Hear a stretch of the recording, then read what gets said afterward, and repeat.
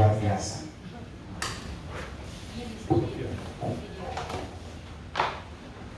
Terima kasih buat kesempatan.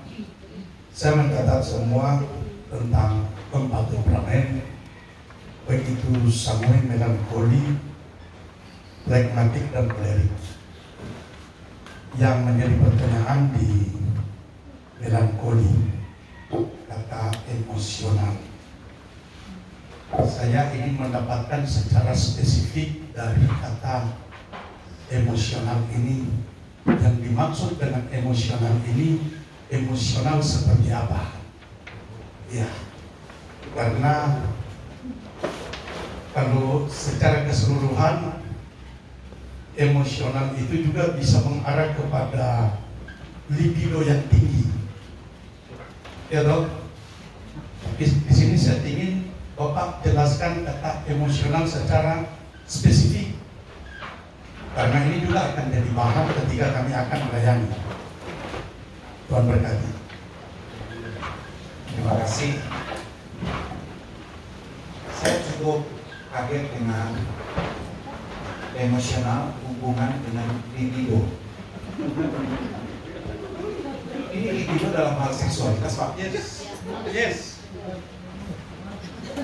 Ya, tapi kan sama dengan emosi, sama dengan nafsu. Oh, beda. Beda, Bapak. Beda. Antara libido dan emosi. Emosi itu bicara tentang perasaan. Jadi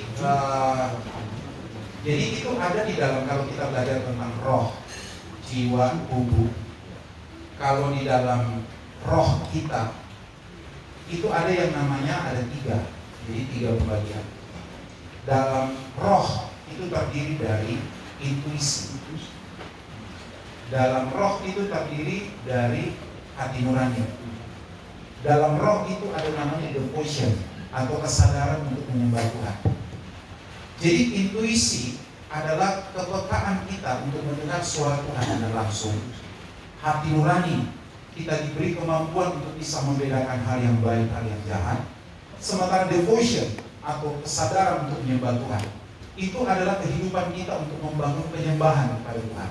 Itu terjadi di dalam roh. Begitu. Saya berdiri ya, kita di Bapak. Jadi itu tuh yang ada dalam roh.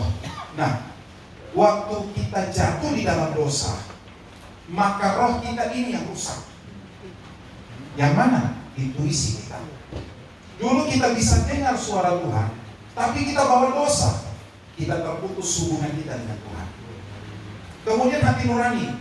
Kalau kita ada dosa, kita punya karakter jatuh, lemah, maka kita gak punya lagi kemampuan untuk bedakan ini baik atau ini jahat. Itu bahaya, hati nurani. Sementara kalau kita hidup di dalam dosa, maka kita tidak mampu untuk menyadari akan adanya Allah, Tuhan, untuk menyembah Tuhan. Nah, sementara tadi yang bicara tentang emosi. Emosi itu ada di bagian pikiran. Pikiran. Kata emosi ada dalam pikiran. Jadi kalau pikiran, perasaan, kehendak atau emosi, itu kan di pikiran. Nah, pikiran ini itu waktu kita bertobat, maka pembaharuan pikiran itu gak terjadi seketika. Kalau roh tadi ketika kita jatuh dalam dosa, kita bertobat, kita minta ampun, maka akan terjadi pembaharuan seketika itu juga. Waktu kita dapatkan pengampunan dari Tuhan, kita memiliki kepekaan akan mendengar suara Tuhan. Kita punya kepekaan untuk bedakan ini baik jahat, kita bisa menyembah Tuhan karena kita sudah dipulihkan. Tapi kalau pikiran, perasaan, emosi, ini butuh proses. Waktu orang bertobat, DP emosional tinggi, pemarah itu, ya langsung hilang. Itu tuh temperamen dalam diri, tidak mampu mengendalikan diri sendiri, emosi tinggi. Maka ketika dia punya temperamen ini, waktu dia mulai bergaul dengan firman, waktu dia bergaul dengan Tuhan, dia bergaul dengan hamba-hamba Tuhan yang selevel, artinya yang memiliki pikiran perasaan yang sama untuk Kristus, maka emosinya itu lama-lama dimulai ini. Aduh, Tuhan tolong. Tuhan tolong. Dulu ada apa-apa, pantauan dekra lumpuh-lumpuh. Tapi karena sudah dikendalikan, maka kita mampu manage itu dengan baik. Gitu. Itu tuh bicara emosi. Emosi yang berubah-ubah. Oh, kadang hari ini dia sensitif emosinya. Gak boleh melankoli kan tadi? Ya, melankoli itu kita memang merasa kok, DPA. DP hati kecil. Hati kecil. Jadi DP emosi kadang menangis. Kadang dia senang sekali. Itu tuh emosi. Tapi kalau menyangkut libido, saya rasa jauh.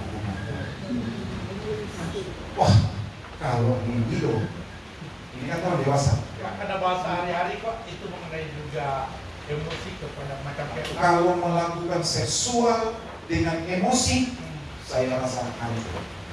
ya. Ya. Kalau yang libido memanfaatkan emosi dalam hal apa? Perasaan cinta. Tapi bukan emosi yang berat-berat. Nanti obat kuat laku. Terima kasih. Ya, selanjutnya masih ada